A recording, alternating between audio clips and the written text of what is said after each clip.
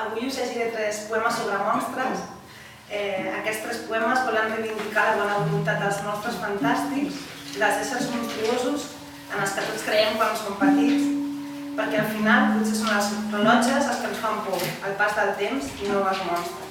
El primer poema es diu El monstre de les 4 mans i va sobre l'amor sense paraules, aquell que mai ens atrevim a confessar.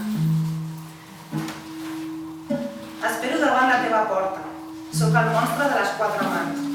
La primera salva els nuvis del pastís, del ganivet que els amenaça, de la fredor dels convidats. La segona sempre diu que no m'han dit, que no mereix l'oportunitat d'equivocar-me una mica millor. La tercera esborra les proves que m'acusen i pinta màscares per la mentida i maquilla la fumera del foc.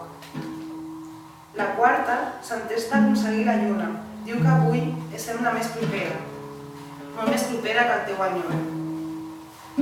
Espero davant la teva porta. Sóc el monstre de les 4 mans.